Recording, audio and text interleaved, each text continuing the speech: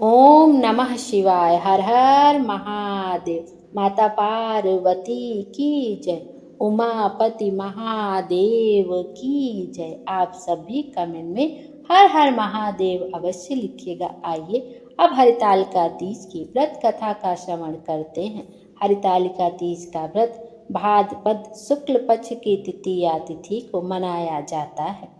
इस दिन भगवान शंकर और माता पार्वती की विधि विधान से पूजा अर्चना करने के बाद व्रत कथा का श्रवण अवश्य करना चाहिए। हरतालिका तीज का व्रत अखंड सौभाग्य के लिए रखा जाता है और कुंवारी कन्याएं इस व्रत को मनचाहा वर प्राप्त करने के लिए रखती हैं। आइए अब व्रत कथा की ओर चलते हैं। इस व्रत को कथा को सुनने मात्र से ही जीवन में सुख और सौभाग्य में वृद्धि होती है। एक बार भगवान शिव ने पार्वती जी को उनके पूर्व जन्म का स्मरण कराने के उद्देश्य से इस व्रत के महात्म की कथा कही थी। श्री भोले शंकर बोले, हे गौरी, पर्वतराज हिमालय पर स्थित गंगा के तट पर तुमने अपने बाल्यावस्था में 12 वर्षों तक अधोमुखी होकर घोर तप किया था। इतनी अवधि तुमने अन्न ना खाकर पेड़ों के सूखे पत्ते चबाकर व्यतीत किए थे। माघ की विकराल शीतलता में तुमने निरंतर जल में प्रवेश करके तप किया था। बैसाख की जला देने वाली गर्मी में तुमने पंचा अग्नि से शरीर को तपाया। श्रावण की मूसलाधार वर्षा में खुले आसमान के नीचे बिना अन्न जल ग्रहण किए तुमने समय व्यतीत किया था। तुम्हारे पिता तुम्हारी कष्ट साध्य तपस्या को देखकर बड़े दुखी होते थे। उन्हें बड़ा क्लेश होता था। तब एक दिन तुम्हारी तपस्या तथा पिता के क्लेश को देखकर नारद जी तुम्हारे घर पधारे। तुम्हारे पिता ने हृदय से अतिथि का सत्कार करके उनके आने का कारण पूछा। नारद जी ने कहा, गिरिराज, मैं भगवान विष्णु के भेजने पर यहाँ उपस्थित हुआ हूँ। आपकी कन्या ने बड़ा कठोर तप किया है। इससे प्रसन्न होकर वे आपकी पुत्री से विवाह करना चाहते हैं। इस संदर्भ में आपकी राय जानना चाहता हूँ। नारद जी की बात सुनकर गिरिराज गदगद हो उठे। उनके तो जैसे सारे क्लेश ही दूर हो गए।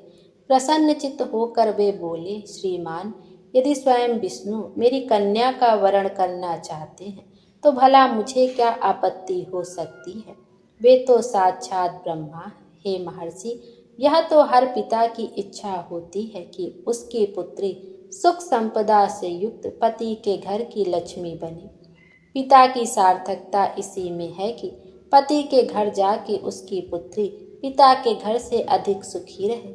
तुम्हारे पिता की स्वीकृति पाकर नारद जी विष्णु के पास गए और उनसे तुम्हारे ब्याह के निश्चित होने का समाचार सुनाया। मगर इस विवाह संबंध की बात जब तुम्हारे कान में पड़ी तो तुम्हारे दुख का ठिकाना ना रहा। तुम्हारी एक सखी ने तुम्हारी इस मानसिक दशा को समझ लिया और उसने तुमसे उस विक्षिप्तता का कारण जानना चाहा। तब तुमने बताया कि मैंने सच्चे हृदय से भगवान शिव शंकर का वरण किया है, किंतु मेरे पिता ने मेरा विवाह विष्णु जी से निश्चित कर दिया है। मैं विचित्र धर्म संकट में हूँ, अब क्या करूँ।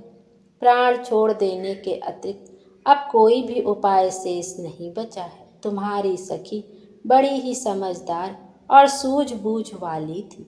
उसने कहा, सखी, प्राण त्यागने का इसमें कारण ही क्या है। संकट के मौके पर धैर्य से काम लेना चाहिए। नारी के जीवन की सार्थकता इसी में है कि पति रूप में हृदय से जिसे एक बार स्वीकार कर लिया, जीवन पर्यंत उसी से निर्वाह करे। सच्ची आस्था और एक निष्ठा के समक्ष तो ईश्वर को भी समर्पण करना पड़ता है। मैं तुम्हें घनघोर जंगल में ले चलती हूँ, जो साधना स्थली भी हो और जहाँ तुम्हारे पिता तुम्हें खोज भी ना पाए। वहाँ तुम साधना में लीन हो जाना। मुझे विश्वास है कि ईश्वर अवश्य ही तुम्हारी सहायता करेंगे। तुमने ऐसा ही किया। तुम्हारे पिता तुम्हें घर पर ना पाकर बड़े दुखी तथा चिंतित हुए। वे सोचने लगे कि तुम जाने कहाँ चली गए। मैं विष्णु जी से उसका विवाह करने का प्रण कर चुका हूँ। यदि भगवान विष्णु बारात लेकर आ गए और कन्या घर पर ना हुई तो बड़ा अपमान होगा। मैं तो कहीं मुंह दिखाने के योग्य भी नहीं रहूंगा। यही सब सोचकर गिरिराज ने जोर शोर से तुम्हारी खोज शुरू करवा दी। इधर तुम्हारी खोज होती रही और उधर तुम अपनी सखी के साथ नदी के तट पर गुफा में मेरी आराधना में लीन थी। भाद्रपद शुक्ल तृतीया को हस्त नक्षत्र था। उस दिन तुमने रेत के शिवलिंग का निर्माण करके व्रत किया। रात भर मेरी स्तुति के गीत गाकर जागी। तुम्हारी इस कष्ट साध्य तपस्या के प्रभाव से मेरा आसन डोलने लगा। मेरी समाधि टूट गई। मैं तुरंत तुम्हारे समक्ष जा पहुंचा और तुम्हारी तपस्या से प्रसन्न होकर तुमसे वर मांगने के लिए कहा। तब अपनी तपस्या के फलस्वरूप मुझे अपने समक्ष पाकर तुमने कहा, मैं हृदय से आपको पति के रूप में वरण कर चुकी हूँ। यदि आप सचमुच मेरी तपस्या से प्रसन्न होकर यहाँ पधारे हैं तो मुझे अपनी अर्धांगिनी के रूप में स्वीकार कर लीजिए। तब मैं तथास्तु कहकर कैलाश पर्वत पर लौट आया। प्रातः होते ही तुमने पूजा की समस्त सामग्री को नदी में प्रवाहित करके अपनी सहेली सहित व्रत का पारण किया। उसी समय अपने मित्र बंधु व दरबारियों सहित गिरिराज तुम्हें खोजते खोजते वहां आ पहुंचे और तुम्हारी इस कष्ट साध्य तपस्या का कारण तथा उद्देश्य पूछा। उस समय तुम्हारी दशा को देखकर गिरिराज अत्यधिक दुखी हुए और पीड़ा के कारण उनकी आंखों में आंसू उमड़ आए थे।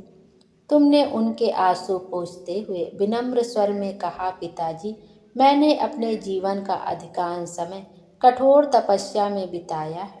मेरी इस तपस्या का उद्देश्य केवल यही था कि मैं महादेव को पति के रूप में पाना चाहती थी। आज मैं अपनी तपस्या की कसौटी पर खरी उतर चुकी हूँ। आप क्योंकि विष्णु जी से मेरा विवाह करने का निर्णय ले चुके थे, इसलिए मैं अपने आराध्य की खोज में घर छोड़कर चली आई।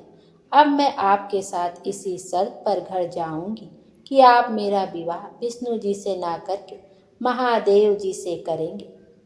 गिरिराज मान गए और उन्हें घर ले गए। कुछ समय के पश्चात शास्त्रोक्त विधि विधान पूर्वक उन्होंने हम दोनों का विवाह कर दिया।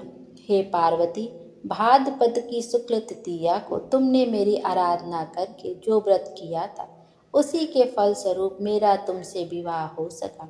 इसका महत्व यह है कि मैं इस व्रत को करने वाली कुंवारियों को मनोवांछित फल देता हूँ।